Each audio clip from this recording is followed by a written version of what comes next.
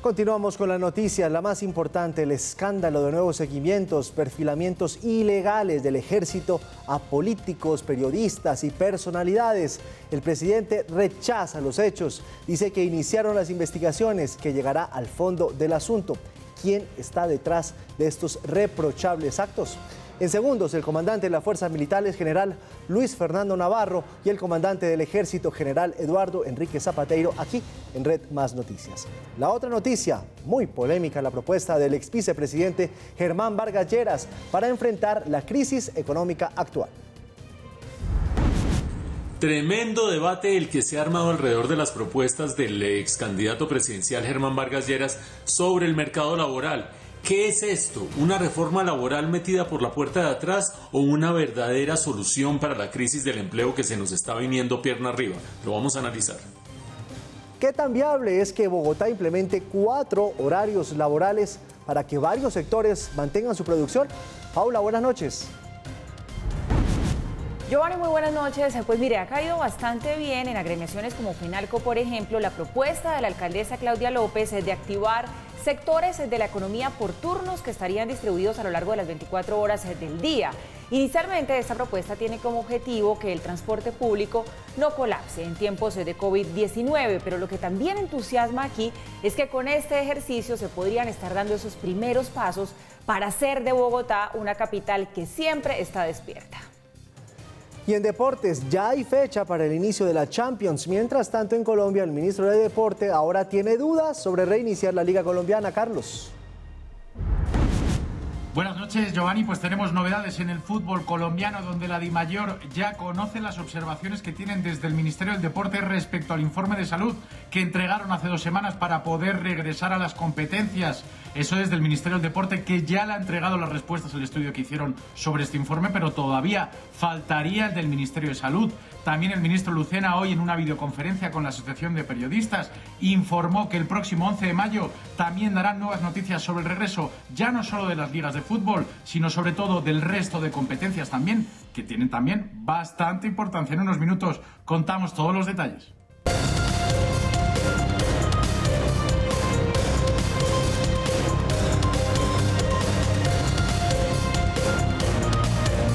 Aquí comienza Red Más Noticias. El pasado viernes, el ministro de Defensa, Carlos Holmes Trujillo, sorprendió con la decisión de retirar del servicio a 11 oficiales del Ejército por presunto uso irregular de la capacidad de inteligencia. Tal vez anticipándose al escándalo que la revista Semana develó el domingo, titulado Las Carpetas Secretas, en donde revela pruebas de cómo algunos oficiales del Ejército presuntamente ejecutaron un programa de seguimiento informático a periodistas colombianos y extranjeros, políticos, sindicalistas, ONGs y hasta generales de la misma fuerza. En total, 130 personas. El comandante de las Fuerzas Militares ha calificado estos hechos como malditas prácticas. Justamente a esta hora está con nosotros el general Luis Fernando Navarro, comandante de las Fuerzas Militares. General, buenas noches. Giovanni, muy buenas noches, un saludo muy especial para usted y para toda la audiencia de Red Más, y permítame hacerlo extensivo a los soldados y policías. También está con nosotros el general Eduardo Enrique Zapateiro, comandante del Ejército Nacional. General, buenas noches, gracias por estar con nosotros. Giovanni, muy buenas noches, te agradezco en el alma esta generosidad para con nosotros, para con el Ejército, y poder darle la cara al país y explicarle a todos los colombianos esta situación lamentable, y que pues aquí estamos con el comandante general para dar respuestas a todos los requerimientos y preguntas de ustedes. General, empiezo con el general Navarro. ¿Quién está, general, detrás de la orden de ejecutar estas chuzadas, perfilamientos y seguimientos ilegales? Nosotros no lo hemos podido determinar. Sin embargo, es importante decirle, Giovanni, que en el mes de diciembre el señor presidente de la República con una carta al señor ministro de la Defensa Nacional, nos dio una orden perentoria de hacerle una auditoría a todo el sistema de inteligencia del Ejército. Posteriormente, en el mes de enero, ya viene la publicación de Revista Semana, donde denuncia unas irregularidades en la inteligencia del Ejército de manera particular. Eso también nos da otro hilo conductor, otro elemento de juicio para continuar con las investigaciones. Entonces, ¿qué líneas hemos tomado?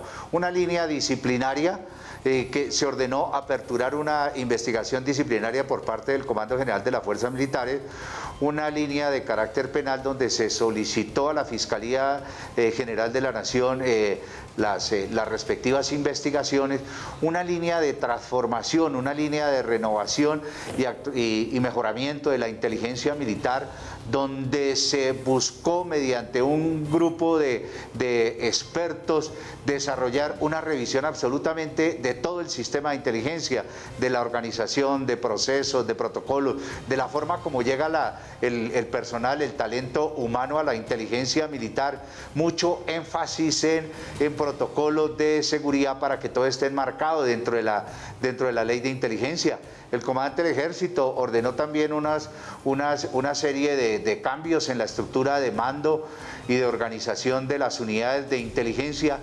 Y otra línea que trabajamos es la línea administrativa. En esa línea administrativa, la Inspección General de las Fuerzas Militares, dentro de sus atribuciones, va avanzando en todas las tareas que se están desarrollando, en todas las verificaciones, y mediante un informe en la cual se logran determinar que hay una serie de anomalías donde se ve que se violaron protocolos, que se falló en los procedimientos, que se falló en el comando, control, y que no hubo aplicación estricta del autorizado por la ley de inteligencia.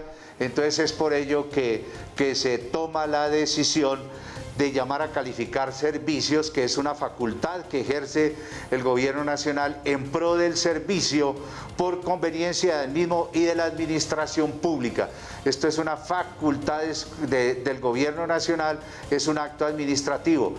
Temas disciplinarios y temas penales vendrán más adelante, obviamente producto de las investigaciones tanto de la Procuraduría General de la Nación como de la Fiscalía. General Zapateiro, ¿qué hicieron los uniformados implicados en este caso con toda la información que recopilaron? ¿Para qué querían ellos esos datos dentro de lo que usted ha podido averiguar? Pues Giovanni, me parece la estupidez más grande, como la hemos calificado todos los colombianos, inclusive mi general Navarro, yo, el señor presidente de la República, nuestro ministro de la Defensa, en donde hemos recibido categóricamente órdenes claras de nuestro presidente de la República, doctor Iván Duque Márquez, de nuestro ministro de la Defensa, doctor Carlos Holmes Trujillo, para ser muy drásticos en el empleo de la inteligencia, que es un activo estratégico importantísimo para Colombia, para la nación, porque es la que nos marca, nos da los ojos, nos da el norte, el azimut, para poder nosotros emplear nuestros medios, emplear nuestras capacidades diferenciales, pero contra el enemigo, contra la amenaza tanto interna como externa y los factores de inestabilidad que hoy enfrentamos a lo largo y ancho en el territorio nacional. No sé en qué estaban pensando, se desconcentraron, no sé de quién recibieron esas órdenes tan ilusas, pero ya tomamos acción, sigo revisando el sistema de inteligencia, que para mí es muy importante como comandante del Ejército. Hay una dinámica, el 2020, que es el año de la gran visión, así lo he denominado, y la cohesión de la fuerza, y le he dado órdenes claras al comandante del Comando de Apoyo de Inteligencia Militar para que todos sus hombres, hasta el último hombre que hace esa actividad de inteligencia, se concentre en las tareas misionales y no en estas situaciones especiales que nos dejan hoy ante la opinión pública y ante nuestro querido y amado pueblo colombiano por el suelo. General Navarro, ¿el presidente de la República tenía conocimiento de estas carpetas? No, en absoluto. El señor presidente no tenía conocimiento. Obviamente, pues nosotros tampoco. Por el contrario, vea usted que una persona, el doctor Jorge Mario Ima, muy del primer círculo cercano al señor presidente, aparece en esta lista de personas que fueron objeto de estas actividades abiertamente ilegales. Entonces, por el contrario, es algo que debe llamar poderosamente la atención, el riesgo, porque se estaba alrededor del círculo cercano del señor presidente. Es algo supremamente grave, delicado, que nos tiene que llamar poderosamente la atención, aplicar todos los correctivos, aplicar la mejora y seguir profundizando en las investigaciones. El señor presidente ha sido enfático: yo quiero que ustedes ayuden dentro de sus atribuciones y competencias a averiguar qué era lo que estaban haciendo, qué era la información que estaban buscando y hasta dónde llegaron. Desde que él nos emite esta orden en el mes de diciembre, ha sido constante la exigencia del avance de estas averiguaciones y de estas verificaciones. Además, él ha sido enfático desde el primer día conmigo cuando asumí como comandante general de las fuerzas militares. Me dijo: general Navarro, cero tolerancia contra actos de corrupción, cero tolerancia contra actos contrarios a la ley. Y eso es lo que hemos venido haciendo y esas son las líneas que el señor presidente de la República nos ha trazado. A propósito de ese tema, general Navarro, dice la investigación periodística que usted pidió que la prueba, la orden ilegal para seguir a nuestra colega María Alejandra Villamizar fuera a la Justicia Penal Militar y no a la Fiscalía. ¿Esto es verdad?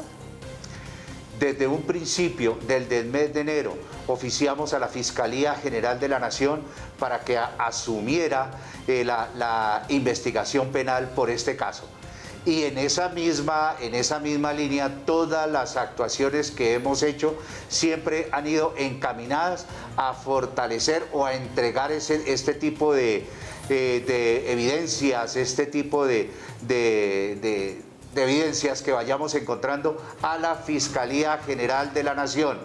Este tema, por tratarse de ser un tema tan complejo, un tema que condenamos, no puede ir a la Justicia Penal Militar. ¿Y por qué? ¿Por qué no puede ir a la Justicia Penal Militar? Porque no se trata de un tema operacional, no se trata de un tema de derecho internacional o humanitario, sino simplemente se trata de un acto flagrante a la ley, y por eso desde un principio dijimos: debe ir a la Fiscalía General de la Nación, y así va a ser. General Zapateiro, ustedes lo decían hace un instante, este caso empezó desde hace varios meses atrás, más de 4. A estas alturas, de pronto, ya deben tener algún nombre, y por eso quiero insistir en la pregunta: ¿quién está detrás de estas órdenes ilegales?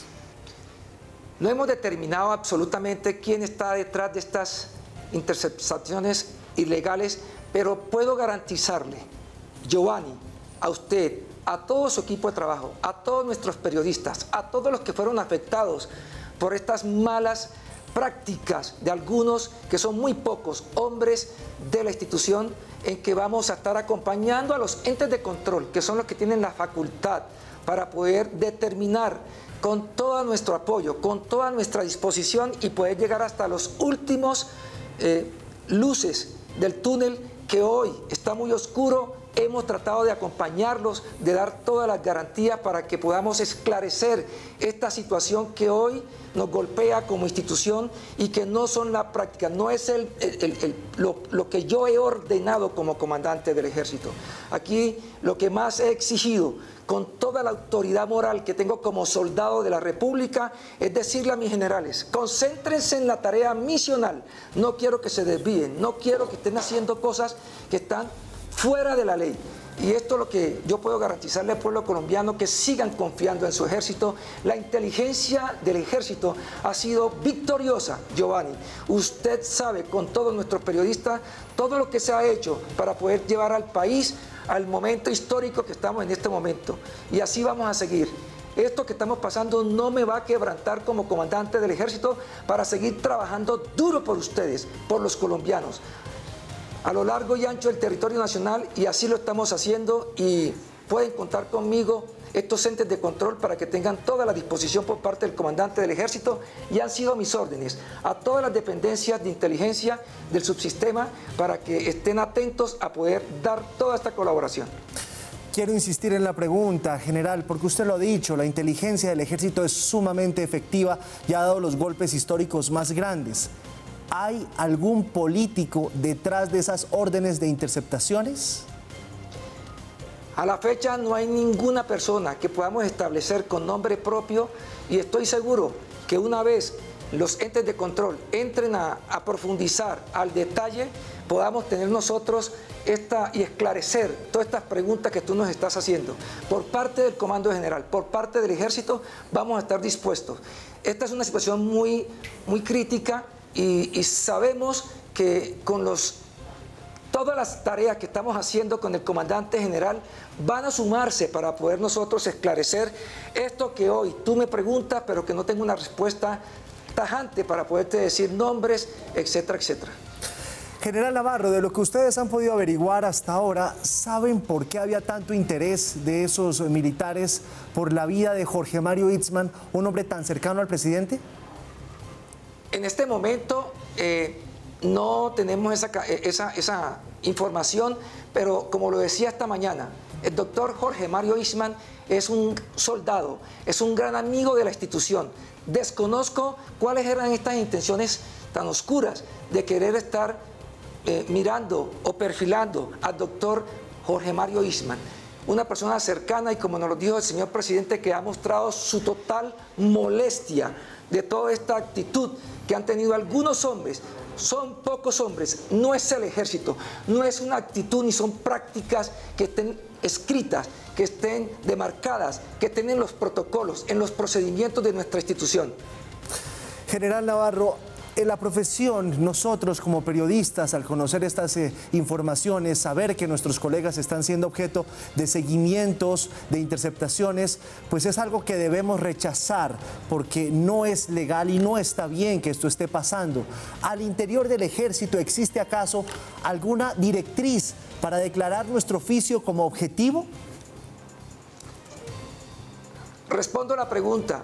En ningún momento, estas no son prácticas de nuestro ejército, ni en ningún manual, ni en la ley de inteligencia hay este tipo de autorizaciones para que hagan eso. Por el contrario, hay líneas delgadas que nuestros oficiales saben que no deben cruzar.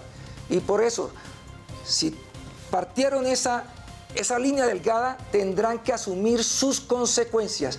No es ninguna práctica, no son ningunas órdenes. Y si en algo ha hecho énfasis nuestro presidente es en no tolerar en absoluto todo lo que transgreda la ley. General Navarro, ¿ustedes saben si las ayudas internacionales puntualmente de los Estados Unidos a las unidades de inteligencia va a ser reevaluada por parte de los norteamericanos? Porque todo parece indicar que se utilizaron recursos, parte de los recursos donados por ellos para este caso de perfilamiento y seguimiento. ¿Qué le han dicho los Estados Unidos? La alianza de Colombia y Estados Unidos es una alianza estratégica que parte de una visión compartida de principios y valores democráticos. Estados Unidos es nuestro aliado estratégico y nos ha acompañado en la lucha contra el narcotráfico y el terrorismo a través de los años.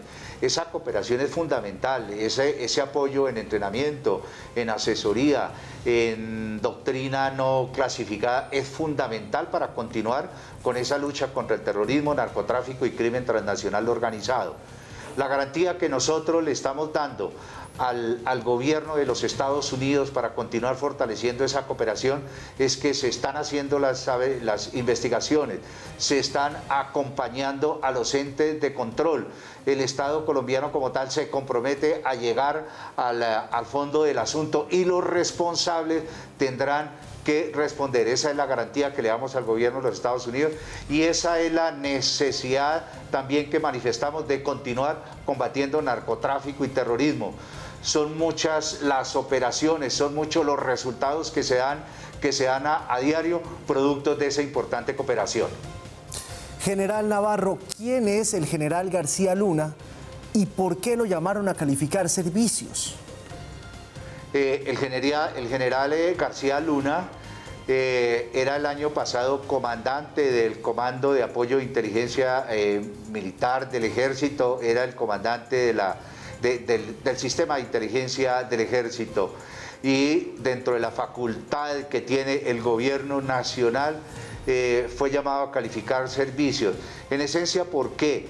porque lo que se busca siempre es garantizar un servicio eficiente, en este caso de la inteligencia militar, y obviamente esto está enmarcado dentro de la función pública. Por eso se decide que el general Gonzalo García Luna debe retirarse. General Zapateiro, tal vez la institución más querida por todos los colombianos es el Ejército Nacional, nuestras fuerzas militares. Sin embargo, estos hechos que se han venido sucediendo de tiempo atrás enlodan ese buen nombre. En la entrevista de la investigación periodística, una de las personas decía que era necesario tomar medidas urgentes para frenar esto, pero de una vez por todas. Usted, como comandante del Ejército, ¿qué mensaje le puede dar a los colombianos de que estos hechos no van a volver a suceder y que las herramientas que ustedes tienen de inteligencia van a estar dedicadas a combatir el crimen y no a hacer seguimiento a periodistas, políticos y demás? Giovanni, asegurarle y responderle al pueblo colombiano, decirle que todo en el ejército está escrito. Cuando se cometen estos errores son de personas, pero todo está escrito. Este es un ejército de 200 años, bien organizado, con una transformación, con un comandante, con un segundo comandante y con 3 columnas principales de jefes de Estado Mayor que debajo de ellos, los cimientos tienen comandos funcionales. Yo le puedo garantizar a todos los colombianos en el día de hoy que he dado órdenes claras.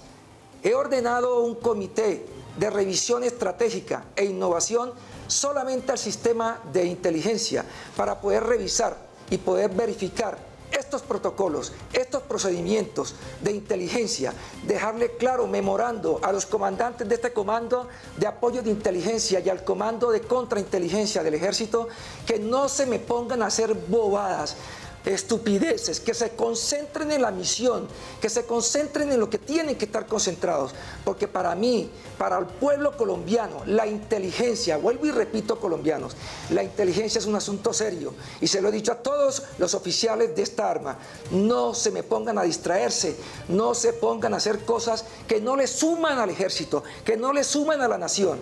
La inteligencia ha sido victoriosa, ha sido una herramienta que nos ha permitido colocar al país en este momento histórico en el que nos encontramos. Ha permitido que podamos construir la paz que aún sigue maltratada por algunos grupos armados organizados, por los residuales.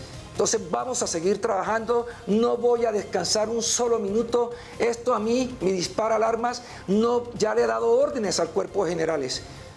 Mandar es fácil. Uno mandando se desgasta el 10% de su energía, pero la esencia está en controlar lo que se manda, y eso es lo que le voy a exigir a todos los oficiales, suboficiales, para que se sientan nuestros soldados, como tú lo dices, bien liderados. Esto es un golpe, como se le decía yo a mi cuerpo de generales, muy fuerte, sobre todo para los hombres que están en primera línea, pero quiero decirles que no se distraigan. Aquí estoy con el comandante general afrontando este problema institucional. Y le puedo garantizar a los colombianos, con toda mi autoridad moral que tengo desde soldado de estos 36 años, que no les va a fallar su ejército. Sigan llevando a su ejército en el corazón de cada uno de ustedes. Es la palabra del comandante del ejército. ¿Y qué se le dice a los soldados, general Navarro, de base, los que están exponiéndose, que en medio de esta cuarentena están acuartelados, están llevando las ayudas, están ayudando y que escuchan estas noticias? ¿Qué le dice a sus hombres después de lo que acabó de suceder? A ellos les decimos que en este momento, en esta crisis mundial de la pandemia del coronavirus, les decimos que sigan cumpliendo con su labor, que sigan cumpliendo de manera responsable y abnegada como lo están haciendo, que sigan siendo fieles a ese lema que tenemos de fe en la causa, fe en las instituciones, fe en los gobernantes, fe en los comandantes, fe en la misión y fe en la gran labor que se hace. Que si hay problemas de algunos pocos, ellos pues tendrán que seguir sometidos a las investigaciones y asumir su responsabilidad. Que por lo pronto sigan concentrados, sigan en su trabajo, y si hay algún tipo de inconformismo, si hay algún tipo de irregularidad, que lo denuncien y nos lo hagan saber cuanto antes para aplicar los correctivos inmediatos. Es el comandante de las fuerzas militares y es el comandante del ejército poniendo la cara y dando las explicaciones al país de estos hechos. General Luis Fernando Navarro, muchísimas gracias por estar con nosotros a esta hora. A usted, Giovanni, muchas gracias por permitirnos intercambiar conceptos, intercambiar ideas, por permitirnos contarles qué es lo que estamos haciendo en temas de transparencia para seguir avanzando en el cumplimiento del deber, que hemos estado siguiendo las líneas y las órdenes del señor presidente de la República, el señor ministro de la Defensa, relacionado con cero tolerancia contra actos de corrupción y cumplir de manera clara y eficiente en el deber, que hemos seguido las instrucciones de ellos con las investigaciones que se han adelantando, con los procesos de transformación, con los procesos de mejoramiento. Gracias por permitirnos estos momentos. Gracias por su tiempo y por su generosidad. General Eduardo Enrique Zapateiro, comandante del Ejército, muchas gracias por atendernos a esta hora. Giovanni, gracias a ti, a todo tu equipo periodístico, por tanta generosidad para con tu ejército y el ejército de todos los colombianos, que no les va a fallar. Esto, colombianos, es de pocas personas, pero la mayoría de nuestros soldados, de nuestros oficiales, de nuestros hombres y mujeres, suboficiales, soldados, que como tú bien lo decías, están allá poniéndole el pecho al problema, es un ejército bicentenario, un ejército profesional, y vamos a trabajar duro. No voy a escatimar esfuerzo para seguir trabajando en la conciencia, sensibilizar a mis hombres, llegarles al corazón como siempre lo he hecho durante mis 36 años de carrera militar. Ahí lo tienen ustedes. La Fundación para la Libertad de Prensa rechazó este seguimiento a los periodistas y aseguró que este nuevo episodio es de extrema gravedad, pues los responsables están poniendo en riesgo la vida de nuestros colegas periodistas. Es algo que afecta las vidas de periodistas, sus entornos familiares, sus trabajos, pero sobre todo el derecho que tienen a informar, el derecho que tienen a hacer investigaciones, a tener fuentes. El ejército ha venido husmeando, ha venido escarbando asuntos que no le competen. Queremos una fuerza pública para perseguir el crimen y no para vigilar la libertad de prensa y cómo funciona el debate democrático. El escándalo político del día, bueno, de los últimos días en realidad, porque es un verdadero terremoto lo que se ha producido alrededor de estas chuzadas, de este mal manejo de la inteligencia por parte de estos oficiales que terminó generando su salida del ejército. La gran pregunta, por supuesto, que todo el mundo se está haciendo es si esta es una política de gobierno, si el presidente Duque sabía de todo esto o si estas personas estaban actuando por cuenta propia, bastante difícil de creer, o respondiéndole a alguien más.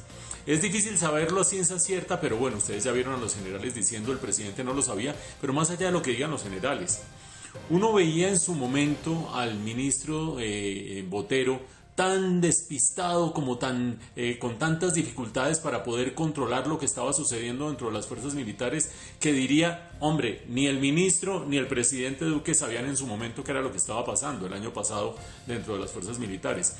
Uno ve ahora al ministro Holmes tan enérgico en la palabra y en sus declaraciones, como despistado a la hora de actuar y saber qué es exactamente lo que está pasando, que yo creo que tampoco sabe muy bien quién le está rindiendo cuentas a quién y qué está pasando allí, y también creo que el presidente Duque no sabe muy bien a quién le están rindiendo cuentas estos militares y se les sale de las manos el manejo de este problema.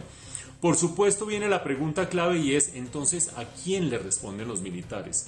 Acuérdense ustedes que cuando, los militares, estamos hablando de los disidentes, porque ya voy a hablar de dos fracciones de los militares. Cuando se posesionó el presidente Duque, había aparentemente dos grupos dentro de las fuerzas militares. Los que eran leales a Juan Manuel Santos y eran seguidores o por lo menos respaldaban el proceso de paz, y los nuevos que no estaban de acuerdo con el proceso de paz y que tampoco tenían ningún tipo de lealtad con Juan Manuel Santos. Esa era la última visión con la que se había quedado el país, de las divisiones que había dentro de las fuerzas militares. Pues ahora, a juzgar por estos escándalos, más los de final del año pasado, más los que hemos reseñado en este noticiero en los últimos meses, parece que las divisiones dentro de las fuerzas militares son de otra índole. Los que son leales al presidente Duque y los que no le responden al presidente Duque. Estos que han sido separados de sus cargos y que han estado a cargo de estas operaciones bastante turbias de la inteligencia, parecerían responderle a alguien más. Hay gente que dice, actúan motu propio. ¿Motu propio para qué? ¿Motu propio para vender información o qué hacer con ella? creo que le responden a alguien más, y a juzgar por el perfil de las personas a las que le estaban haciendo el seguimiento, a las que les estaban haciendo los perfiles y buscando la información, claramente parecería que quienes están detrás de esto son o afines al Centro Democrático o la línea radical del Centro Democrático. Basta ver a quienes del resto del espectro político están siguiendo. Lo que querría decir que este grupo de militares estarían sirviéndole a alguien dentro del Centro Democrático y no al presidente Duque. Esto hace el problema mucho más complejo, porque quiere decir que no solamente hay unas manzanas podridas o unas fuerzas díscolas dentro de las fuerzas militares, sino que hay una ruptura profunda dentro del Centro Democrático entre quienes apoyan al presidente Duque y quienes no lo apoyan. Ustedes dirán, pero este bobo que está diciendo, si eso lo sabemos hace rato, hay una línea radical del Centro Democrático que no apoya al presidente Duque. Sí, pero lo que no sabíamos o no sabemos a estas alturas es que estaban dispuestos a llegar incluso a meterse dentro de las fuerzas militares y usarlas para empezar a hacer inteligencia sin que se enterara el gobierno y sin que se enterara el presidente Duque. Eso hace mucho más compleja la situación, sobre todo de cara a las próximas elecciones.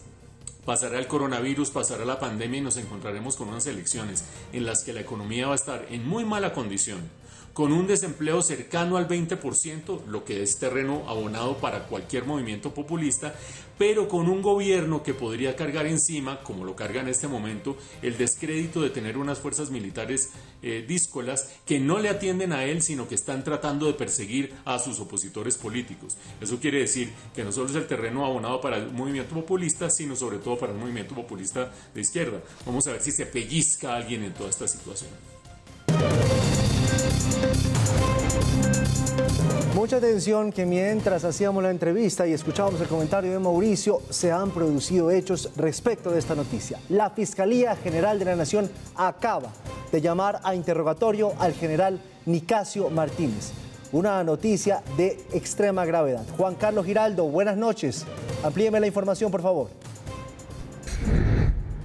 Así es, Giovanni, televidentes, muy buenas noches. Pues es una noticia de suma importancia en términos de materia penal. Lo que ha dicho la Fiscalía, o con esta decisión, lo que quiere decir es que vincula de forma penal al general Nicasio Martínez, excomandante del Ejército Nacional, a una investigación formal por los hechos de los seguimientos ilegales y las interceptaciones ilegales. Ha dicho la Fiscalía, además, por medio de un comunicado de 6 puntos que leyó el fiscal general Francisco Barbosa, acompañado de la vicefiscal general de la Nación, que no permitirán que este acto quede en la impunidad, sobre todo tras conocerse recientemente que personas de alto nivel de la Presidencia de la República, muy cercanas al presidente de la República, Iván Duque, habían sido perfilados como personas que podían ser susceptibles de seguimientos o interceptaciones ilegales. El fiscal general Barbosa además ha señalado que en este momento esperan los resultados de los análisis forenses que se hicieron a varios equipos que fueron incautados del Ejército Nacional en medio de una investigación ordenada por la Sala de Instrucción de la Corte Suprema de Justicia, que con estos resultados se tomarán otras decisiones. Y recuerda el fiscal general también que desde enero del presente año, y una vez llegó al cargo como jefe del ente acusador, ha anunciado que llegaría hasta las últimas consecuencias en el caso de las interceptaciones o chuzadas ilegales. La noticia más importante en medio de todo esto es, como usted ya lo anticipaba y le ampliaba, que se llama a interrogatorio en fecha aún por definir al excomandante del Ejército Nacional, general Nicasio Martínez. Información desde el centro de Bogotá. Regreso con usted a estudio. Juan Carlos Giraldo, Red Más Noticias. Muchas gracias, Chicho, por la información. Vamos de una polémica a otra polémica, porque la otra va por cuenta de la propuesta de Germán Vargas Lleras, ex vicepresidente. Él tiene una propuesta muy controversial para enfrentar la crisis económica por cuenta del COVID-19. Paula, buenas noches. Giovanni, buenas noches. Usted lo ha dicho bastante bien. Esta es la otra polémica del día y el otro tema de conversación de comienzo de semana en el país. Y tiene que ver con esa columna del fin de semana del ex vicepresidente Germán Vargas Lleras, donde hace una propuesta para que no se pierdan empleos en medio de toda esta crisis que se ha desatado por el COVID-19. Habla de reducir salarios, de no pagar las primas que están por venir para junio y diciembre de este año, de que no se paguen las cesantías ni los intereses a las cesantías de forma temporal, y que también se suspenda de forma temporal el subsidio de transporte, pues porque dice él que mucha gente que está teletrabajando entonces no está necesitando transportarse. Y a todo eso le suma que deja sobre la mesa el llamado a hacer una reforma laboral de forma inmediata. La ampolla que ha desatado esta columna ha sido toda. Los sindicatos de trabajadores pues han reaccionado, por ejemplo, Giovanni, diciendo que gracias a Dios, y esto es literal, lo pongo en palabra de ellos, Germán Vargas Lleras no logró ser presidente en estas últimas elecciones, mientras que para los empresarios pues hay varios puntos de esta propuesta que sí les resultan atractivos. Llegó la quincena, así se titula la columna de Germán Vargas Lleras, en la que propone adoptar una serie de medidas transitorias para, según él, proteger el empleo en tiempos de COVID-19. Debería pensarse en la reducción de los salarios y la revisión de los contratos de trabajo y las convenciones colectivas, las cuales pueden suspenderse. Incluso el ex candidato a la presidencia recomienda eliminar las primas de junio y diciembre. Si no hay con qué pagar los salarios, mucho menos las primas, que valen más de 1 billón, si tan solo calculamos los salarios mínimos. Las centrales obreras rechazaron la propuesta de Vargas Lleras. Afortunadamente no fue electo como el presidente de los colombianos, porque definitivamente no se puede superar la crisis sobre la base del empobrecimiento de la población colombiana. Lo que hay que hacer es mantener las nóminas de los trabajadores por la vía de que el Estado las pague, absolutamente todas, especialmente la de la pequeña, mediana y microempresa. En el Congreso de la República, las ideas del ex vicepresidente tampoco tuvieron respaldo. No es un momento oportuno para hablar de disminución del salario del colombiano, ni tampoco para el no pago de las primas en el mes de junio y diciembre. Pero no lo vamos a hacer rapidito en el marco de una emergencia económica y no lo vamos a hacer a costillas de los ingresos de los trabajadores. Permitir el salario mínimo por hora, suspender el pago de cesantías y eliminar los subsidios y dotaciones son otras de las medidas que propone Vargas Lleras para evitar el despido masivo de trabajadores.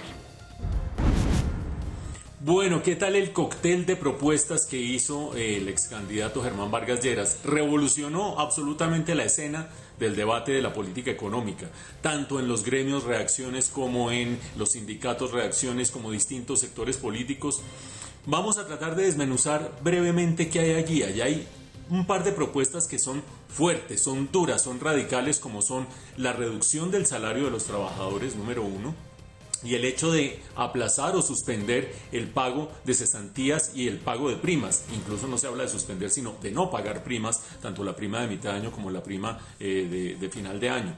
Eso quiere decir en la práctica desmejorar las condiciones de los trabajadores de manera sensible desde el punto de vista de la remuneración.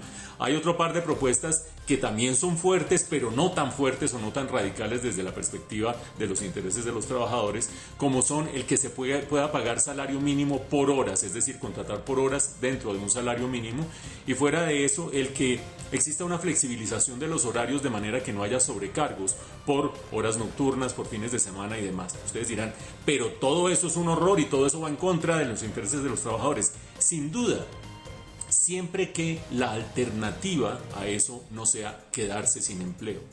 Es decir, poniéndolo en términos crudos, si uno está entre quedarse sin empleo, recuerden ustedes que las proyecciones de los analistas dicen que probablemente vayamos a terminar el año con 19% de desempleo. Eso quiere decir llegar a 4 millones de desempleados en este país. La alternativa puede ser quedarse sin empleo o tener un empleo que tenga estas condiciones flexibles y esta serie de situaciones que para muchos serán absolutamente inaceptables, para otros dirán, bueno, prefiero irme por ese camino antes que quedarme sin empleo. Desde esa perspectiva, vale la pena analizar la propuesta de Germán Vargas Lleras sin apasionamientos políticos, por lo menos tratando de verla desde 2 o 3 puntos de vista. El primero de ellos: esto no se podría hacer dentro del marco de la emergencia económica. ¿Por qué? Porque dentro del marco de una emergencia económica no podrían tomarse medidas que desmejoren las condiciones de los trabajadores. Evidentemente, todas estas condiciones o todas estas propuestas desmejorarían las condiciones de los trabajadores. Punto número 1. Eso quiere decir que cualquier cosa que se haga tendría que darse entre empleadores y empleados de común acuerdo y no mediante una directriz del gobierno, y mucho menos en el marco de la emergencia económica. Segundo punto, aquí hay algo muy importante desde la perspectiva de la justicia social y del fortalecimiento de la economía. Y es que si bien es necesario e importante que todas las partes pongan a estas alturas para tratar de evitar que haya una masacre laboral y que haya una reducción del desempleo, que a la larga terminaría profundizando el ciclo recesivo de la economía, si bien es importante evitar eso, también es importante evitar que aumente la pobreza, que aumente la inequidad en la distribución del ingreso y que aumenten las afugias de los sectores sociales menos favorecidos. Ustedes dirán, pero ¿cómo lo va a lograr si está reduciendo o proponiendo reducir el salario y proponiendo reducir las extras, etcétera, etcétera? Pues existe una manera de hacerlo y es congelar y dejar para más adelante el pago de lo que no se pague ahora. Ejemplo, si este año no se pagan las primas, que haya un compromiso formal de que esas primas se reconocen el año entrante, además de las propias del año entrante. Si este año hay una reducción en el salario, el año entrante debería haber un pago adicional de ese salario para tratar de compensar. Esa compensación puede darse o el año entrante o a partir del momento en que la economía empiece a crecer más. De otra manera, todos ponen, que terminaría haciendo que sí, todos pusieran, hace que quienes menos tienen y tengan que poner lo mismo que ponen quienes más tienen, salgan tremendamente perjudicados. Creo que el país entero tiene que someterse a discutir la viabilidad y conveniencia de hacer esto, que creo que sí es importante, pero sobre todo cómo hacerlo y en qué términos para evitar que las clases menos favorecidas terminen pagando los platos rotos de esta recesión. Mauricio, y seguimos hablando de propuestas porque la alcaldesa Claudia López dio a conocer el plan de desarrollo para Bogotá y allí expuso cuál es la idea que ella tiene para que se reactive la economía en la capital. Habla de establecer 4 turnos de trabajo para diferentes sectores de la economía que estarían distribuidos a lo largo de las 24 horas del día. Inicialmente esta propuesta tiene como objetivo fundamental que no colapse el sistema de transporte, pero a muchos sectores y agremiaciones pues les ha sonado bastante bien la propuesta, no solo porque significa la posibilidad de retomar actividades prontamente, sino también de iniciar ese ejercicio del que se viene hablando hace mucho tiempo, de tener una Bogotá que esté despierta durante todo el día. Varias han sido las reacciones frente al anuncio de la alcaldesa de Bogotá de reabrir el sector productivo por 24 horas implementando 4 turnos de trabajo. Supongan ustedes que a las 24 horas podemos dividirlas en 4 turnos. No hay manera de que en el próximo año podamos salir otra vez como lo hacíamos antes, todos al tiempo. En ese sentido, los comerciantes indicaron que si bien esperaban que la ampliación del horario se hiciera solo por la noche para generar mayor empleo, sí resulta positivo el inicio de una reactivación progresiva del comercio. Lo más importante es saber cómo van a ser las condiciones de juego, exactamente cuáles son los sectores que pueden abrir, en qué horarios. Obviamente cumplir con todas las medidas de sanidad que se requieren. Hablamos de los tapabocas, de las caretas, de los guantes, de estar limpiando continuamente las diferentes superficies. FENALCO también proyectó cómo sería el reingreso de trabajadores a sus labores habituales. En la medida que se amplíen los horarios, que el comercio pueda estar abierto más horas, se va a poder ocupar toda la gente que teníamos e inclusive buscar vincular más personal a trabajar. Asobares, por su parte, ya ha presentado ante el distrito un decálogo de cómo se manejaría el aforo de clientes a sitios como restaurantes y la normativa de bioseguridad y de tiempos de permanencia de los comensales. Probablemente el contacto con cartas y menús físicos se va a desaparecer. La invitación a no pago con efectivo, sino con otros medios, será una de las opciones que se va a pedir.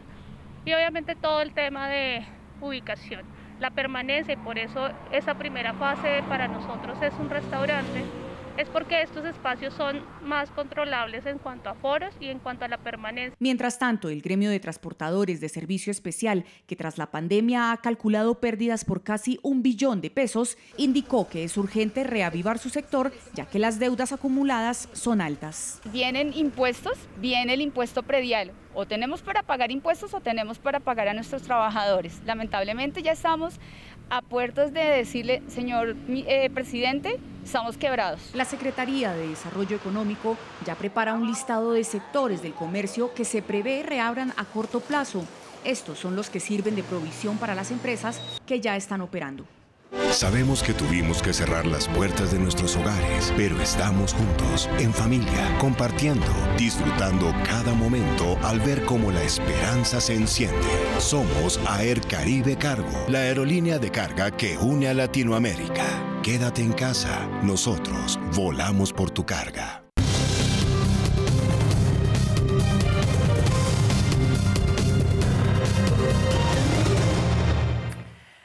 Y damos ahora ahora un vistazo al mundo. La vacuna contra el COVID-19 sigue siendo algo que desvela al mundo. Por eso la Unión Europea está dedicada a recaudar fondos que le permitan trabajar en este desarrollo y parece que el tema va bastante bien. En las últimas horas realizaron una conferencia de donantes en la que participaron líderes del G20 y en menos de 3 horas lograron recaudar 7.300 millones de euros. Algo importante que tiene esta cruzada, lo ha dicho la propia presidenta de la Comisión Europea, y es que aquí se busca, por supuesto, desarrollar la vacuna, pero también que esa vacuna sea accesible, que llegue a todos los rincones del mundo. El mundo ha demostrado que está más cerca que nunca y en solo unas pocas horas hemos prometido colectivamente 7.400 millones de euros para vacunas, diagnósticos y tratamientos. La Comisión Europea anunció un aporte de 1.000 millones de euros. Alemania también anunció su contribución a esta iniciativa comunitaria. Alemania se siente comprometida con este objetivo. Contribuiremos con 525 millones de euros directamente a esta conferencia de promesas de contribución. Francia contribuirá con 500 millones de euros a la campaña. Porque necesitamos acelerar la investigación y el desarrollo de una vacuna accesible para todos, porque tenemos que hacer un trabajo esencial para lograr el acceso equitativo a diagnósticos y tratamientos efectivos. Para ello, Francia se comprometerá con 500 millones de euros.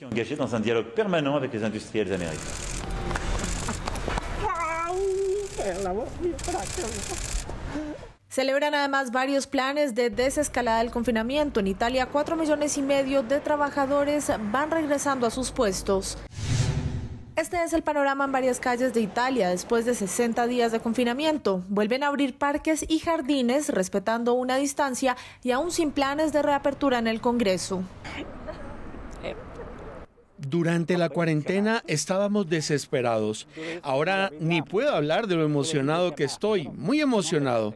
Solo la había visto por videollamadas en 2 meses. El primer país en decretar la cuarentena a toda su población lanzó un plan de semilibertad vigilada. Reabrieron fábricas, el comercio mayorista y construcción. El gobierno pide mantener el teletrabajo en la medida de lo posible. Colegios, universidades y guarderías seguirán cerradas hasta septiembre. Pequeños comercios y peluquerías empiezan a recibir clientes, eso sí, con cita previa, mientras restaurantes y bares empiezan a vender sus productos a domicilio.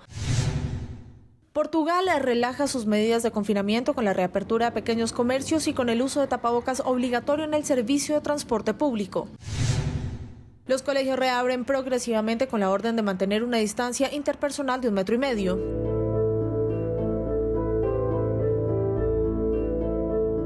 Médicos alemanes optaron por publicar estas fotos para protestar por la escasez de material sanitario en los hospitales del país. El confinamiento permanece hasta el 11 de mayo. Se espera reapertura gradual de colegios con un máximo de 15 alumnos por aula. Las universidades seguirán cerradas. Cine, teatros y museos permanecerán cerrados hasta septiembre y no habrá festivales de verano, igual que restaurantes y bares. En estos momentos difíciles debemos permanecer en casa. Air Caribe no para, asegurando que tu carga llegue al destino deseado. Estamos comprometidos. Somos Air Caribe Cargo, la aerolínea de carga que une a Latinoamérica. Quédate en casa. Nosotros volamos por tu carga. El petróleo de referencia Brent se negocia en promedio en $27.20 el barril. La libra café colombiano cerró en Nueva York a $1.05. El índice de capitalización de la Bolsa de Valores de Colombia descendió 3,21% a 1.105 unidades. La tasa representativa del mercado para mañana es de 3.990 pesos con 10 centavos. El euro se cotiza en promedio en 4.348 pesos con 82 centavos. Las cifras son los 51.481 vehículos matriculados en los primeros 4 meses del año. Representa una caída de 30,8% frente al mismo ciclo de 2019. En abril, solo se matricularon 217 unidades.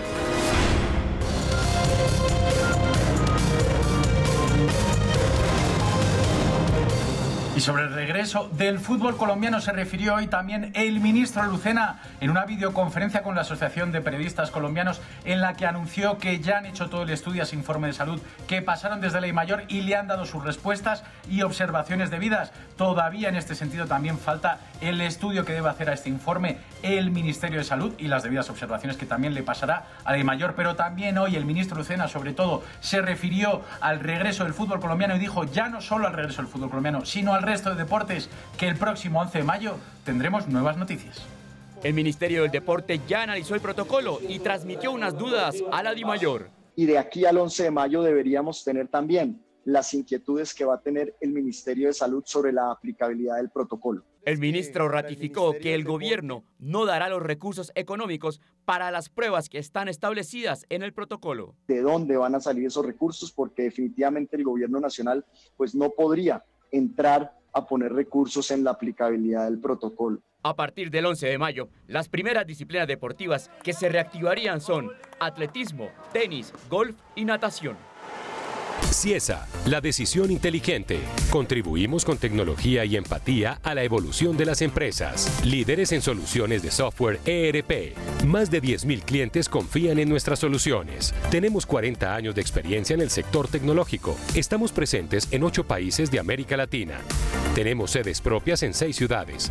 12.000 usuarios en la nube, 550 clientes en la nube. Hacemos parte del Aspel Holding. Más información, www.ciesa.com. Y no podíamos empezar esta semana sin contarles a ustedes el balance de lo que fue este evento multiplataforma de Colombia Cuida Colombia, que se llevó a cabo el pasado 1 de mayo, porque fue todo un éxito y lo fue gracias a ustedes. Más de 70 artistas se unieron a ese gran concierto que todos tuvimos la oportunidad de disfrutar en casa y dejarnos contagiar por ese halo de esperanza que solo transmite la música. Pero en temas de donaciones también las cosas resultaron bastante bien. Se recaudaron 13.000 millones entre dinero y donaciones en especie para atender a los más necesitados, a quienes hoy están justamente pidiendo que les extendamos la mano. Y por supuesto, Claro por Colombia, con su programa de sostenibilidad, también dijo presente. El canal Red Más y Red Más Noticias, el sistema informativo de Claro, se enlazaron con los principales medios de comunicación del país para invitar a los colombianos a solidarizarse con las personas afectadas por el COVID-19. El puente festivo comenzó con el especial Colombia Cuida Colombia desde casa. 70 artistas, deportistas, humoristas y personalidades se unieron a esta movilización de corazones generosos a nivel nacional. Múltiples artistas colombianos. Claro por Colombia, el programa de sostenibilidad de Claro, que busca transformar la vida de los colombianos por medio de la tecnología, también se sumó a Colombia Cuida Colombia. Los recaudos llegaron a 13.000 millones de pesos que permitirán seguir trabajando en 120 municipios de la geografía nacional. Claro agradeció a los casi 30.000 usuarios que aportaron un poco más de 140 millones de pesos por la vía de mensajes de texto. De la misma manera, los colaboradores de Claro también adelantaron una campaña interna de contribución voluntaria, reuniendo 87 millones de pesos que, sumados al aporte de la empresa de 498 millones, dieron un total de 585 millones de pesos. El dinero fue para apoyos alimentarios a 7.330 hogares, de los técnicos de instalaciones y mantenimiento de las empresas aliadas a los servicios de Claro en 80 ciudades del país. Claro y Claro por Colombia continuarán apoyando a Colombia Cuida Colombia. La meta es llegar a 1,5 millones de personas. También se busca distribuir 100.000 kits de protección para el personal médico durante la emergencia sanitaria. Hasta el momento, Colombia Cuida Colombia ha donado 9.000 toneladas de alimentos a más de 1.200.000 personas. Hasta aquí esta emisión de Red Más Noticias. Nos reencontramos mañana a las 6 de la mañana con nuestra primera emisión. Que pasen una feliz noche. Chao, chao.